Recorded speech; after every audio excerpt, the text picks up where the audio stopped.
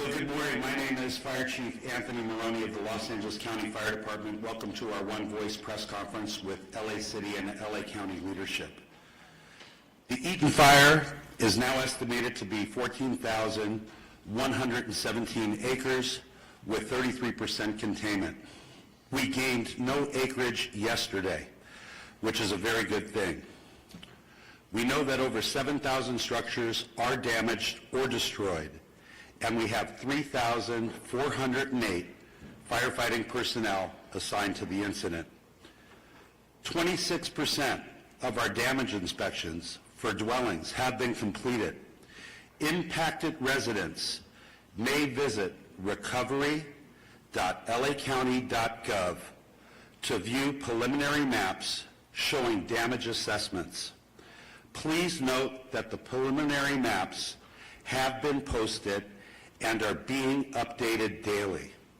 If there is not a color icon on your address, it means the building has not yet been inspected. Severe fire weather conditions will continue through Wednesday. Please be assured that all fire departments and all law enforcement agencies in the area will be prepared. The anticipated winds, combined with low humidities and low fuel moistures, will keep the fire threat in all of Los Angeles County critical. I ask all Los Angeles County residents in wildfire-prone areas to understand that the necessary public safety power shutoffs are important for our collective safety in preventing the next wildfire natural disaster. I did want to dispel one rumor. The LA County Fire Department has never turned down any offers for mutual aid assistance and resources. Repopulation will not occur until all areas are safe. Additionally, our CO-415 Super Scooper that was damaged because of a drone incursion is reportedly going to be flying tomorrow morning. It has been repaired, and we're waiting for the FAA to give us approval to fly again.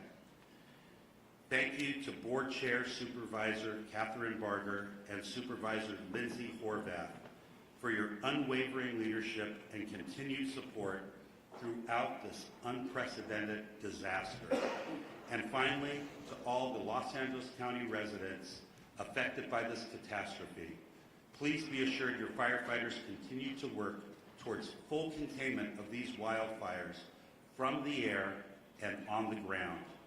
We stand alongside each of you as you begin the repopulation of evacuated areas when safe and the rebuilding of your homes, your communities, and your lives. Thank you.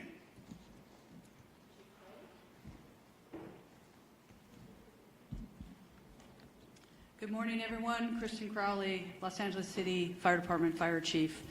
I'll just start off with just a moment to share with everybody out there that's been impacted by these wildland fires that the entire LAFD family, sworn civilian, our city family, Mayor Bass, city leadership, everybody, our thoughts and hearts and prayers go out to you as we continue to push forward and mitigate this emergency. We understand the impacts, and we're working and will continue to work very, very, very hard for everyone. Another point I want to make is that also we are so very grateful for the firefighters and the first responders that have already arrived and continue to arrive in the Southern California region. We absolutely know that we cannot do this on our own, and we are tremendously appreciative of all of your continued support. As the increasing wind event is upon us as we speak, the Los Angeles City Fire Department has maximized our resource capabilities and response capabilities. All available LAFD resources have been staffed. I have strategically pre-positioned engine strike teams and task forces which are dedicated to rapid response for any new fire that breaks out in the city. In addition, I've directed the Fire Prevention Bureau to augment wildfire patrols in high hazard areas. The Palisades Fire. Your LEFD remains committed to this fire, and we have a significant number of engines that have been dedicated to this fire. The crews that are involved, we have crews from up and down the state, outside of the state, have made excellent work overnight, mopping up flare-ups and hotspots. Their primary focus last night was on the Mandeville Canyon area, and this fire is now at 23,713 acres with 14% containment, with 5,123 personnel assigned to the Palisades incident. Firefighters will continue to work diligently throughout the day to increase containment and prevent further fire spread. Again, I want to focus my comments on the amount of resources that are here in the Palisades, from the first responders all the way up to our incident command teams. Again, we're going to keep working really hard for you. Just a brief comment on the Hearst fire. It's been held to 799 acres with 95% containment. Again, thank you to the community members that are out there for remaining vigilant. We're not in the clear. I want to make sure of that. We are not in the clear as of yet, and we must not let our guard down. As we have right now extreme fire behavior, and we need to make sure that the community is staying updated with the most information, updated information as well. Follow all evacuation warnings and orders without delay. And please stay safe. I would now like to introduce our next speaker, and that is Sheriff Luna. Thank you. Robert Luna, Sheriff of Los Angeles County. Regarding our deployment, we still have well over 1,000 of our Los Angeles County deputies out there working on 12-hour shifts. We have 172 California Highway Patrol officers. I'd like to thank the commissioner who was with me yesterday, Sean DeRee, for all of his assistance. I also want to thank Major General Beavers. I was with him as well, and he has fortunately been able to increase the amount of National Guard assistance that he is giving us to up to 600. And he told me yesterday if we need more, we can ask for more, and we are strategically looking at that, analyzing it, and will ask as needed. Evacuations, we have approximately, and this is some good news because it's dropped, we have over 92,000 people who are under evacuation orders and approximately 89,000 people who are under evacuation warnings. I want our community to know this, and Chief Maroney did talk about this for a second. In every conversation we're having about evacuations, warnings, whether they're going to implement them or take them away, the conversation about repopulation is on all of our minds. I know that we are attending, staff's attending community meetings, whether they be out in the Palisades Fire area in Malibu for us at LA County Sheriffs, in the Altadena area. We are hearing our community loud and clear, and we want to get you in there as soon as possible. But I want to reiterate what is holding us up. This is very important. We are still, for the Altadena area, we are in the third day of grid searching. It is a very grim task, and we, unfortunately, every day we're doing this, we're running across the remains of individual community members. That is not easy work, very sad to report, and I believe that work is not only going to continue, but I believe will continue to find remains. So please be patient with us. People are saying, I just want to go look at my house and I want to see what's left. We know that, but we have people literally looking for the remains of your neighbors. Please be patient with us. There's a lot of hazards in the area still. The area has not been rendered safe. Please be patient with us. And then we have the potential of crime scenes. And I'm not saying that's what it is. I'm just saying we have to think ahead because we can't go back from that. So please be patient with us. The curfew is still in effect. 6 p.m. to 6 a.m. for specifically the mandatory evacuation areas in both the Palisades impacted area and the Eaton fire impacted areas. Those are subject to change depending on need, one way or another. We understand, again, that people want to go back, but it is dangerous to do so, and we will not put anybody's safety at risk. I want to talk about arrest for the LA County Sheriff's area. Overnight, we had several other arrests. It brings it up to a total of 34 in our geographic area. We have 30 in the Eaton fire area, and we have 4 in the Palisades area. Last night specifically, again, for LA County Sheriff's jurisdiction, we arrested 4. 2 were for curfew violations. 2 were arrested for 1 drone incident. To my knowledge, we have now had 2 specific drone incidents that have resulted in 3 arrests. So as I talk to our community again, if you do not have business in the evacuation areas, do not go there. Please, you're infringing upon the work that our first responders need to attend to. And I do want to say, when I talk about these arrests, I want to clarify not all of them are for burglary or looting or for curfew violations. But it is very important when I say stay out, we are arresting people who are not supposed to be there, who do not live there, who are in possession of narcotics. We've arrested several with guns.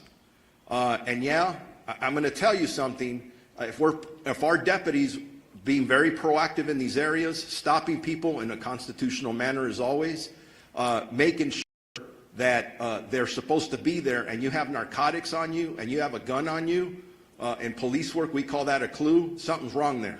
So that's why we're arresting people. Our search and rescue missions, through the 2 days, we have searched 1,874 properties. In regards to deaths, and again, I want to clarify, this is for the Los Angeles County area of responsibility. We have confirmed 21 deaths, 16 in the Eaton fire area, and 5 in the Palisades area. And sadly, yes, unfortunately, I anticipate the number to go up. Missing persons, we are actively, have 23 active missing persons reported, 17 in the Eaton fire area, 6 in the Malibu area. All of them are adults. Thank God there's no juveniles. But if you believe you have somebody who's missing, make sure you report that to us as soon as possible. For any updated information that anybody may have, questions, very important questions regarding evacuation orders or warnings, or any road closures, please go to lacounty.gov/emergency for assistance.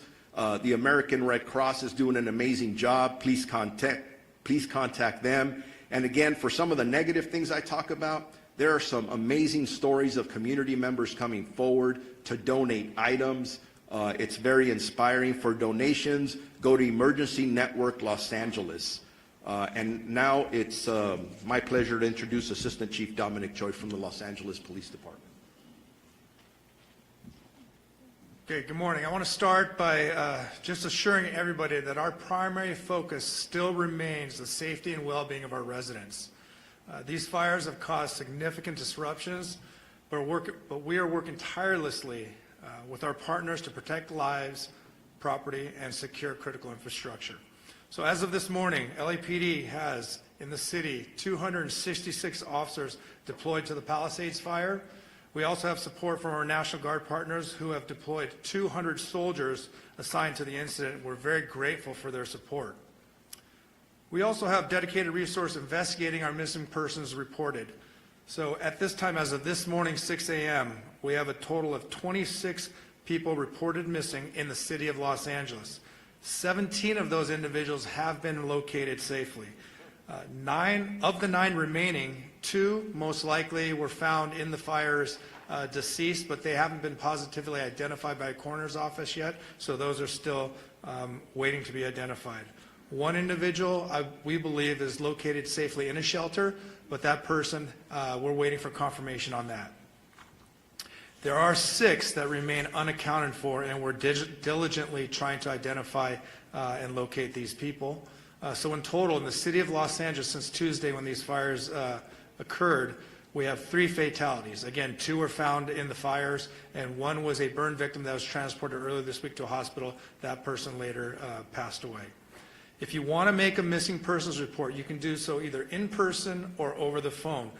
You can call any one of our 21 geographic stations and make that report, or you can call our missing persons investigation unit directly. I'm going to give you the number. It's 213-996-1800 and select option 3. That telephone is manned 24 hours a day currently. As of this morning, the city of Los Angeles, related to the fires, has a total of 14 arrests, 3 for curfew, 1 for impersonating a firefighter, 1 for possession of burglary tools, 4 for burglary, 1 for DUI, 1 for felony vandalism, and 3 for shoplifting. As the sheriff just mentioned, it's not just for looting or burglary that you're going to jail or curfew. If you're in the area, you don't belong in the area, you will be stopped and questioned, and whatever crime is being committed, you will be held accountable for that. So please stay away from these evacuation areas. Regarding escorts, we talked about this a little bit yesterday, but we tried to be compassionate and put together a team to escort residents to their homes to either retrieve small pets or their medication. But that line became exceedingly large, and it was causing more problems than solutions. We have halted this escort service for the safety of everyone involved. Currently, we don't have any timeline of when we're going to open up that service, if at all. So please be patient with us. We know you are waiting. If you are still waiting at any of these checkpoints to be let in or escorted, please do not wait there. You will not be let in or allowed to have an escort at this time. Also, another important reason for stopping these escorts is because we have search operations beginning. Over the next 48 hours, we'll be working alongside LAFD Search and Rescue, our ATF partners, as well as the LA County Coroner's Office throughout the burn areas, giving priority to those people that are reported missing in these burn areas. From there, grid search will take place that could result in crime scene preservation and then recovery of remains. We hope that the high volume of resources dedicated to this effort will expedite the process. And as many of you know, the dry conditions and winds increasing, it's possible that evacuation orders may increase. I know overnight we saw some of the evacuation orders turn into warnings, but we can absolutely see some of these areas increase to mandatory evacuations again. So we urge you, please heed these orders. It can save your life. And as we also previously mentioned, identifying the cause of these fires is critically important to all of us. In conjunction with our partners and led by ATF, we have created a Los Angeles Regional Wildlife Investigative Task Force. And while their work is still in the early stages, we're committed to identifying the cause and origin of these fires, and we're also committed to holding anyone who's responsible for these fires accountable. And to further protect the residents of Los Angeles, in the city, our curfew is also still in effect from 6 p.m. to 6 a.m. In short, if you don't belong there, don't be there. In closing, I want to reiterate that our department and all of us standing here this morning are with you. I want to express my deepest gratitude to the firefighters, our fellow law enforcement partners, and volunteers who are putting themselves in harm's way to protect our communities and help people recover. Their bravery and dedication are truly inspirational.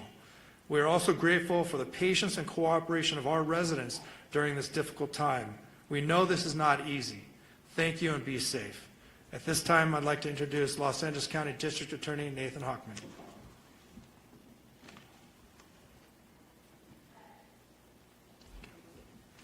Thank you. With firefighters literally putting their lives on the line to save lives and to save homes, with law enforcement working around the clock to keep security at a high level, with over 200,000 people evacuated, and I'm one of them, and with people who have lost lives, lost homes, lost businesses, there are still people in our community who, rather than saying thank you, look at this as an opportunity to commit crime and to take illegal profit and advantage over the situation. We've seen this come up, and you've heard law enforcement describe the arrests that have been made, whether those arrests are for looting, burglary, grand theft, whether those arrests are for arson, whether those arrests will eventually be for price gouging, because we have been seeing price gouging with hotels, people offering residences well above the 10% addition that they can charge. We've seen that with medical supplies, other types of supplies, price gouging going on. So the criminals have decided that this is an opportunity, and I'm here to tell you that this is not an opportunity. You will be arrested, you will be prosecuted, and you will be punished to the full extent of the law. At 2 p.m. today, we'll be holding a press conference to announce the first charges in a looting case and the first charges in an arson case. This is not an arson case tied to the major fires. It was an arson case that was done on the side, in essence. You will hear that these people who've committed these crimes are facing very significant sentences. I am working with over 750 deputy district attorneys and in the entire law enforcement community to bring these people who are despicable and disgraceful to justice. And we're not only going to see what's happening right now in connection with bringing stability to our community, whether it's, again, going after the looters, the arsonists, or the price gougers, but we're starting to see the criminals emerge who are going to go after the recovery efforts. These are people who are contacting people and pretending to be GoFundMe operations to help people who have suffered.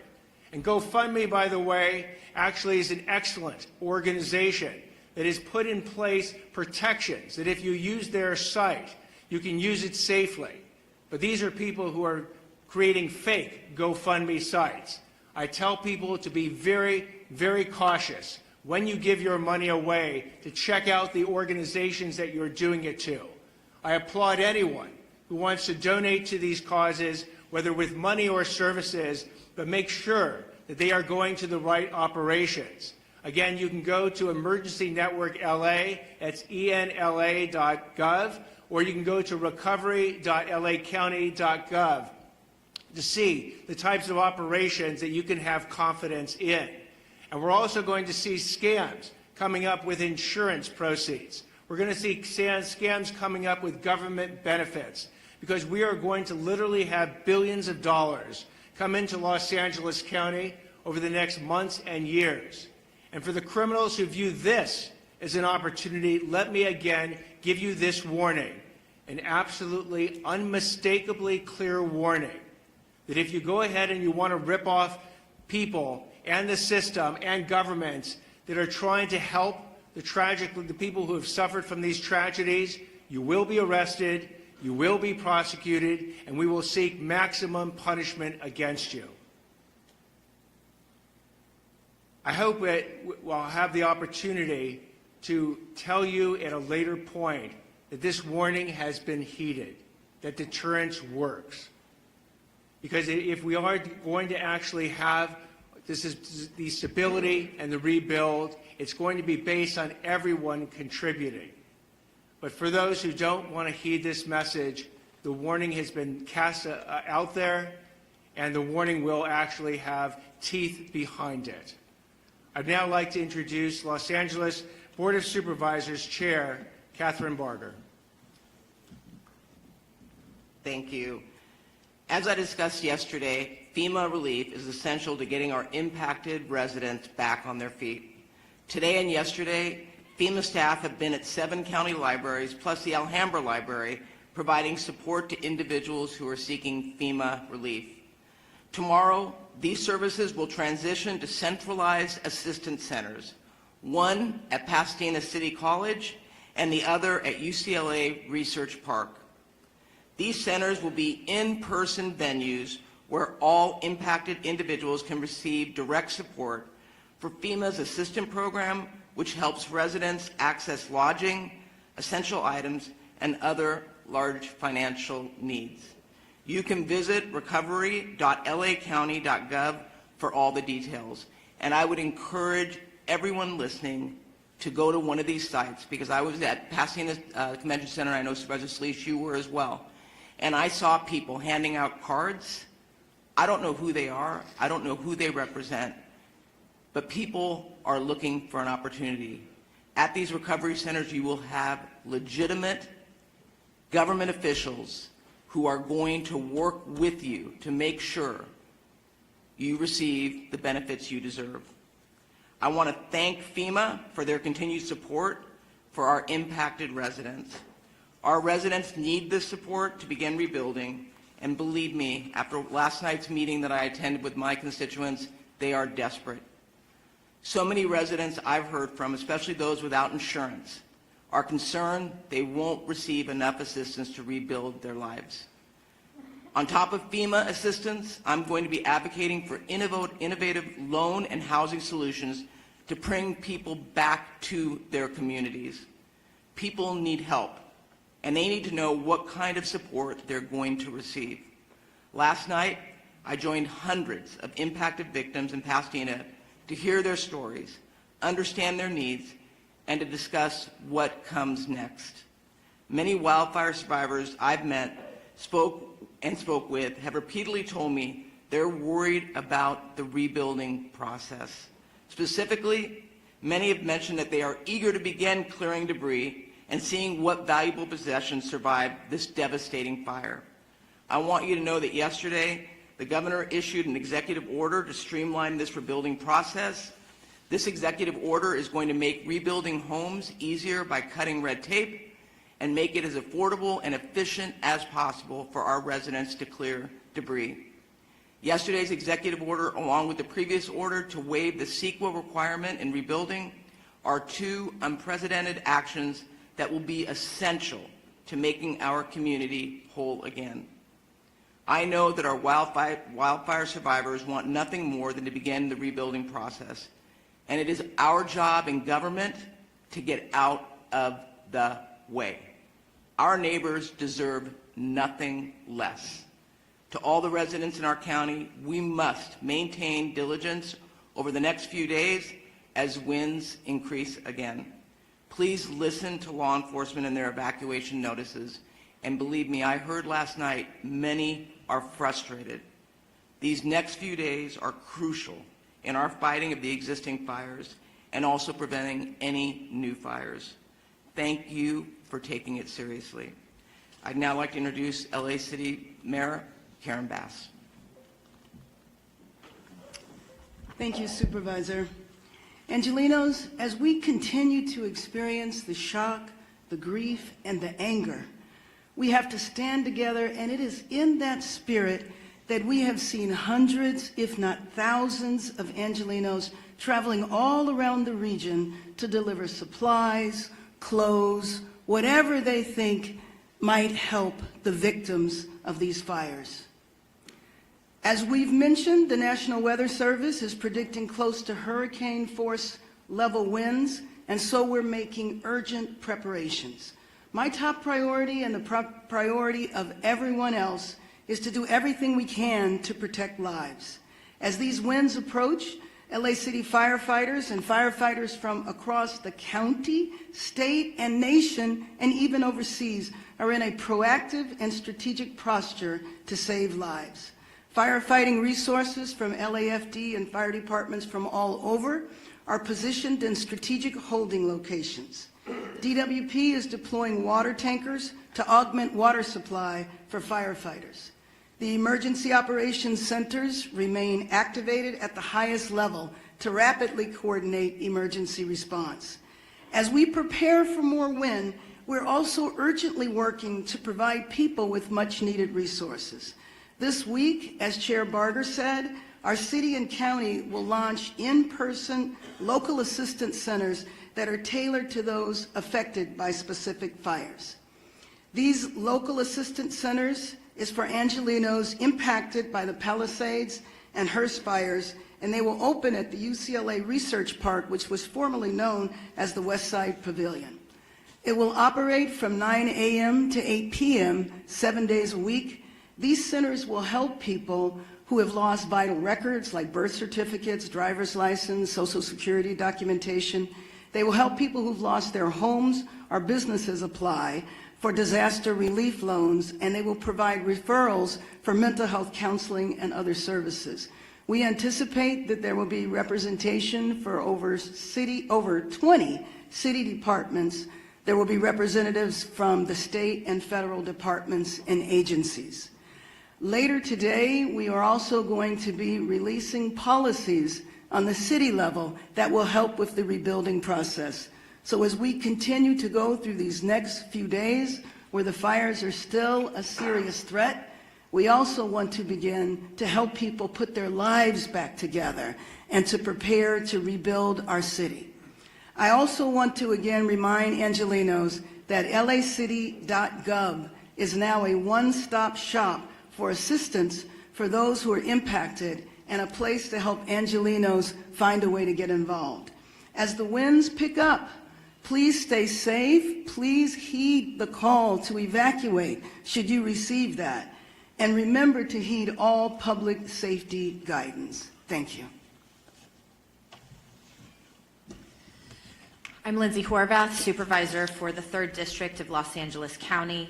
The latest Palisades fire updates, as you've heard, more than 23,000 acres have been impacted by this fire, and it is 14% contained.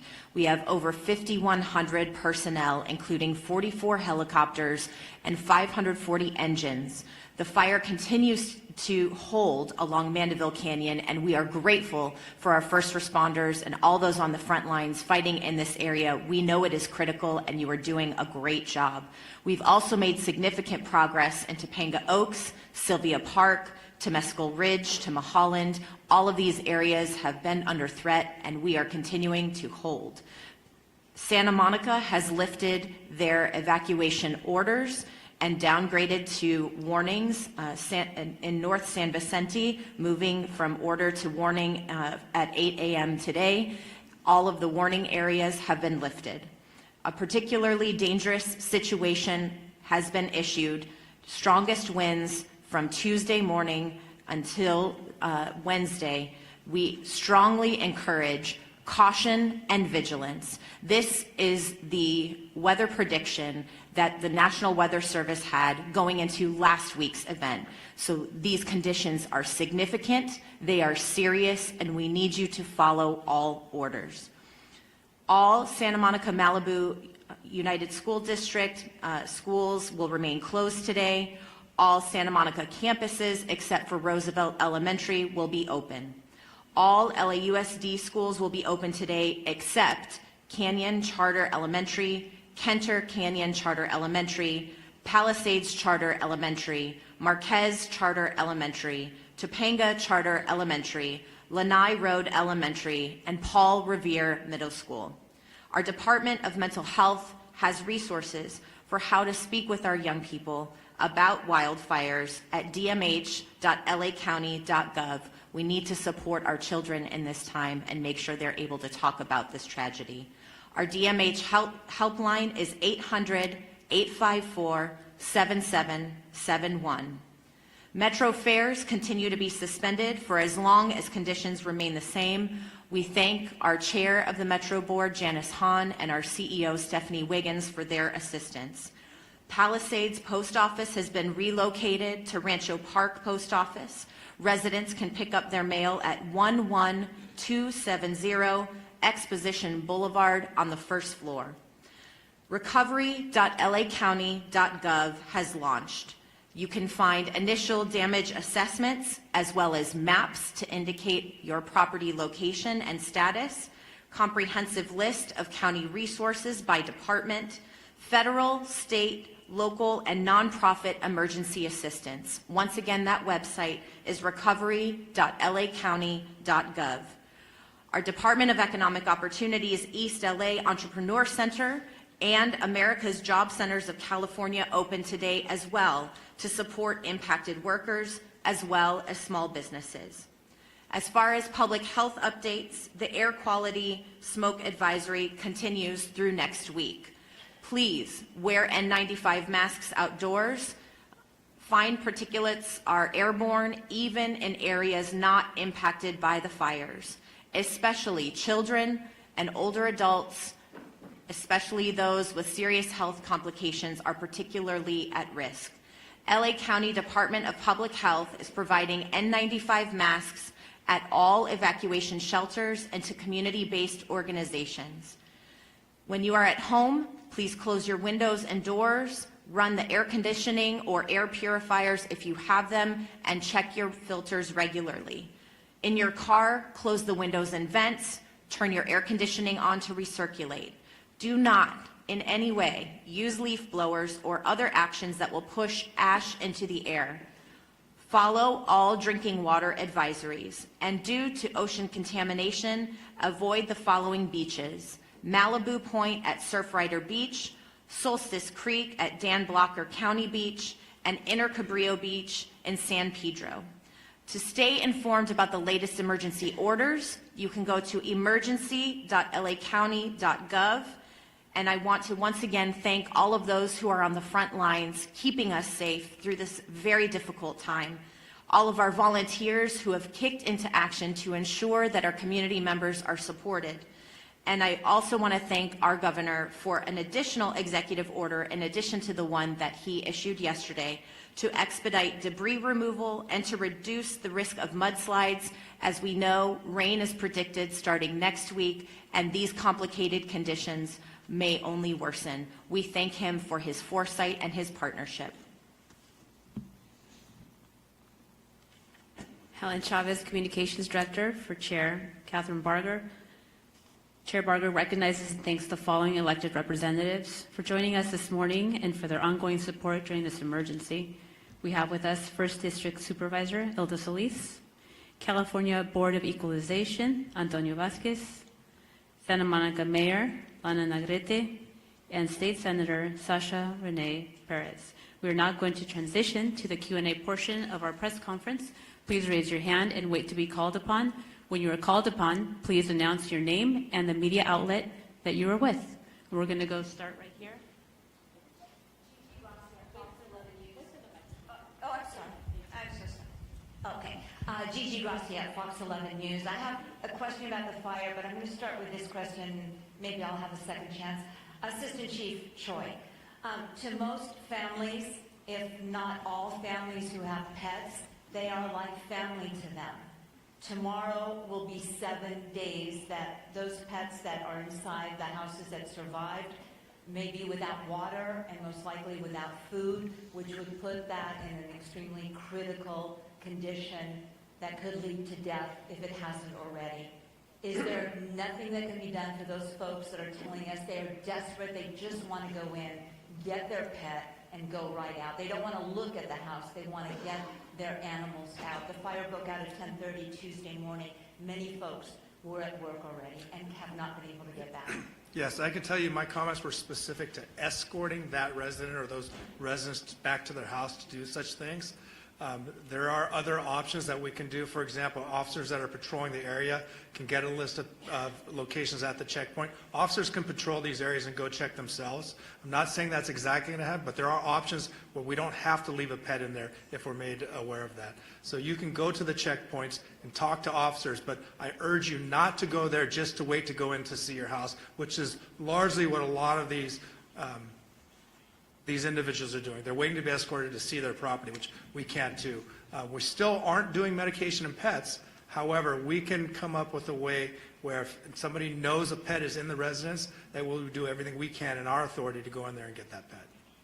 And then, Gigi, on that note, Pasadena Humane Society is actually going into the Altadena area that's under evacuation orders and feeding pets. So there is, we will link up and see if we can duplicate that. Woman right there in the right, yep, and then we'll go. Oh, you've got to hold on to great. Sorry. Hello, Jane Secker, Sky News. A couple of questions. One to Fire Chief Maroney. More bad winds on the way. We know the conditions, as we've just heard, are going to be the same as last week. How confident are you that you're better prepared this time? And also a question for Mayor Bass, if I might. Our correspondent David Blevins asked you last week if you owe the people of Los Angeles an apology for cutting the fire budget. You didn't respond to him then. Would you like to respond to us now?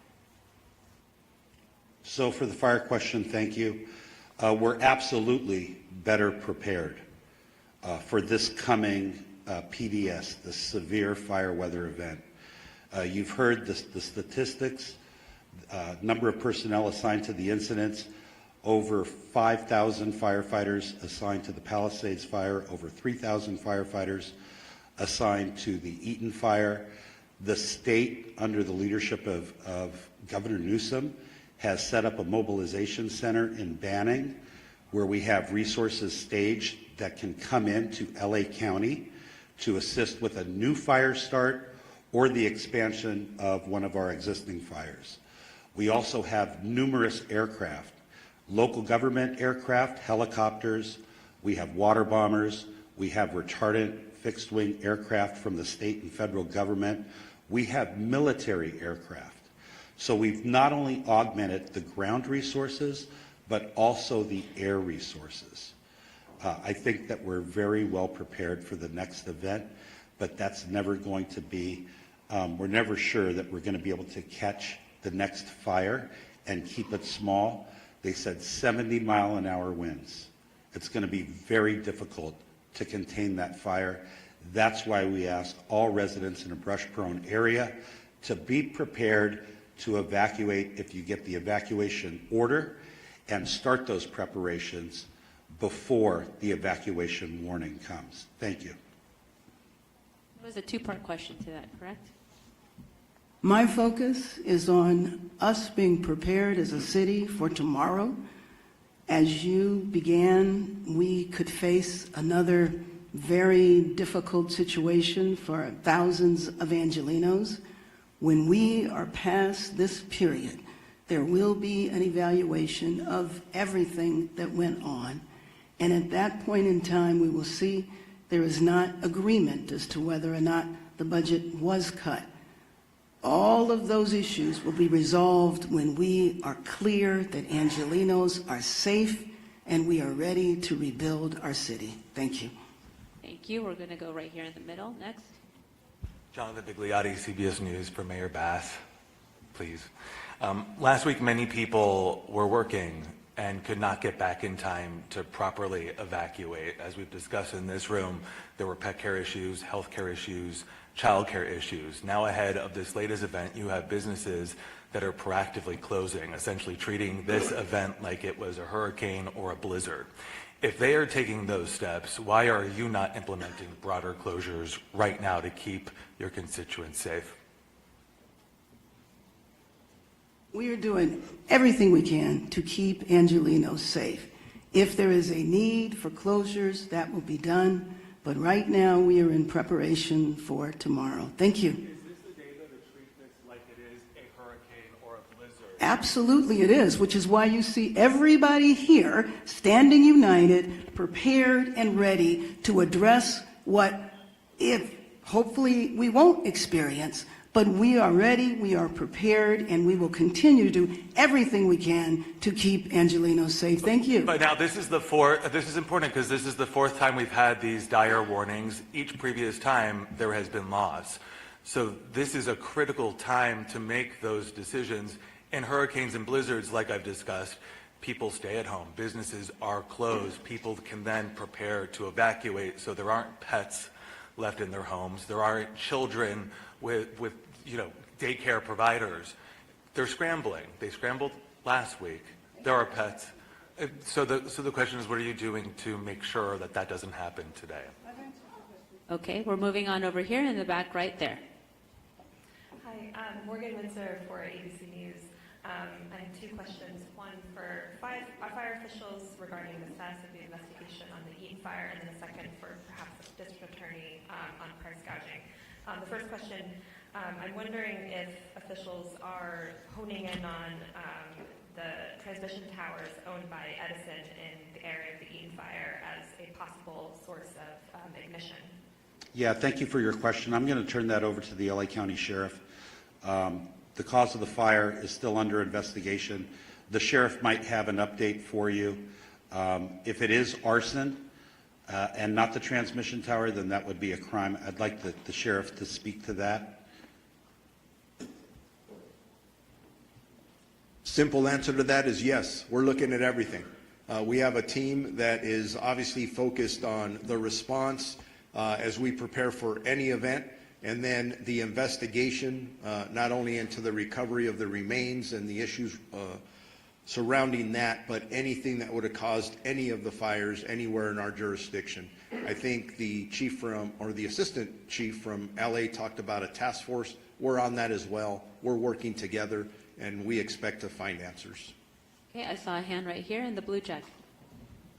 Hi, good morning. Lauren Coronado with NBC4 News. This is for Chief Crowley. You mentioned wildfire patrols in high-risk areas. Can you identify those high-risk areas?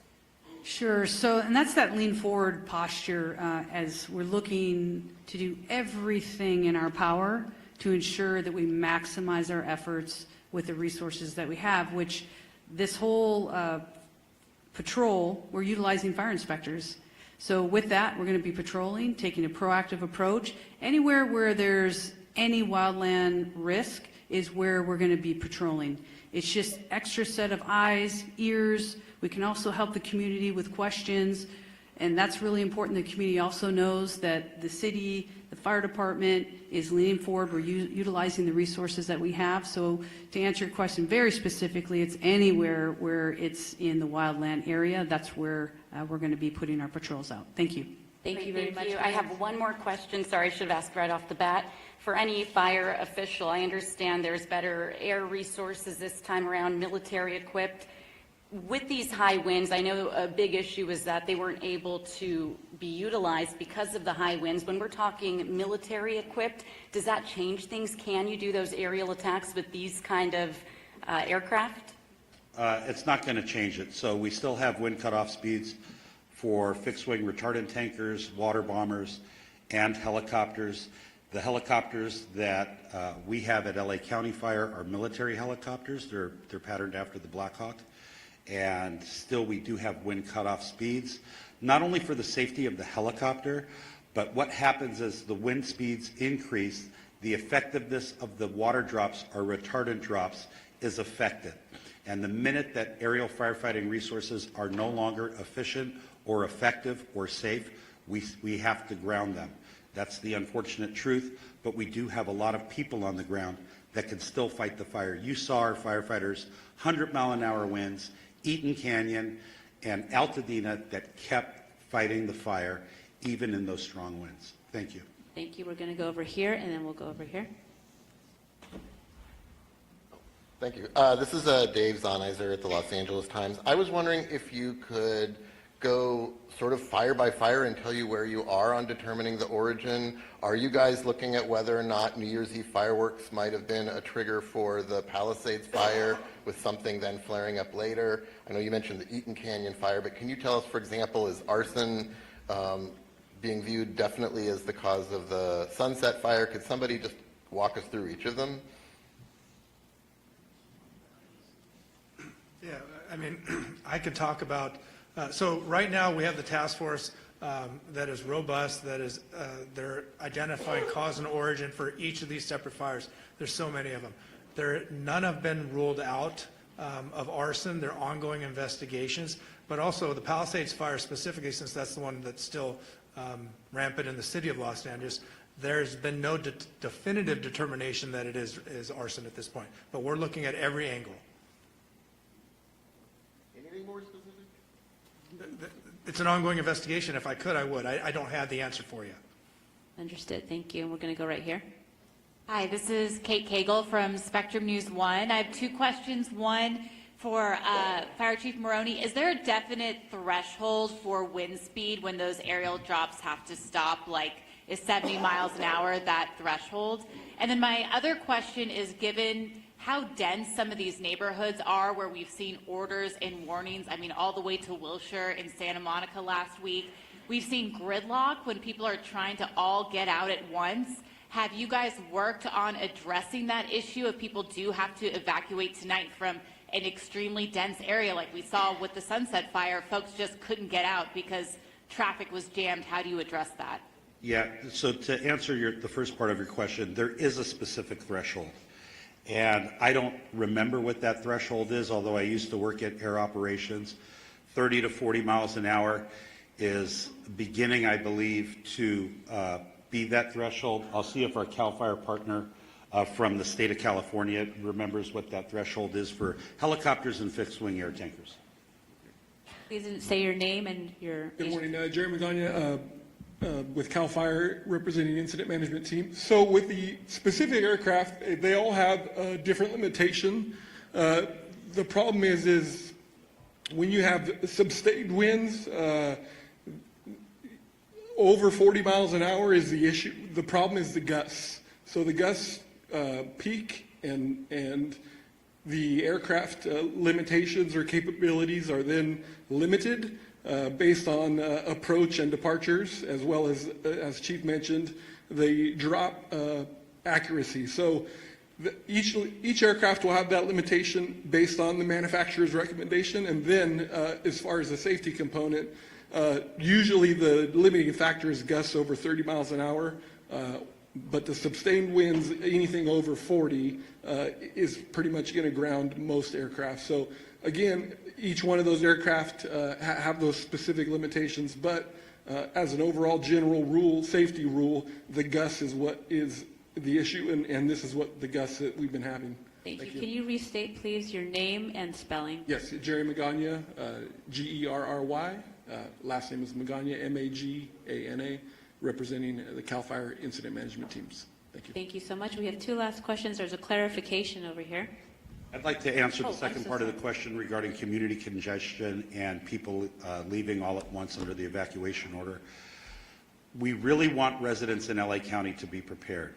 If you don't have a wildfire evacuation plan for your family and your home, please make one today. Visit www.fire.lacounty.gov/RSG. That stands for Ready, Set, Go. I would recommend, in an abundance of caution, if you get an alert on your telephone for an evacuation warning, leave then. Don't wait for the order, because we know from experience that if you wait for the order, you might get caught up in the congestion that you referenced. And please do not silence the emergency alerts on your telephone. If we send out an alert at 3 a.m. on Tuesday night or Wednesday morning, when you're sleeping, we want you to wake up and evacuate. We know we had some issues earlier, but please do not turn off those wireless emergency alerts on your telephone. Accurate? Sorry, my question was that those alert issues have been resolved and people can rely that that's accurate now? Yes. I just think it's very important that Chief Maroney and I stand together and have the exact same message, which is the Ready, Set, Go piece is Ready, Set, Go.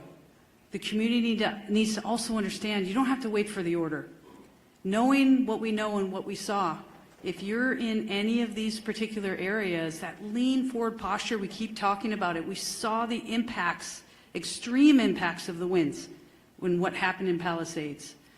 Our professional advice to anybody out there is to make sure you're ready, to make sure you have a plan. We talk about the pets, we talk about the medications. Put your plan together, be ready, and you do not have to wait. You do not have to wait for the order. And I think it's really, really important that everybody hears what Chief Maroney and I are saying. And in fact, the rest of the region, the rest of the fire chiefs are saying the same thing. Thank you. Kevin, you were going to address the WE alert issues? Kevin McGowan, Director with the LA County Office of Emergency Management. In partnership with the state, we have the wireless emergency alert system ready to go with a state partnership. Thank you. And we are at time. We will have one-on-one interviews. If you have any unresolved or unanswered questions, please approach to the front and we will connect you to the appropriate speaker. Thank you for today.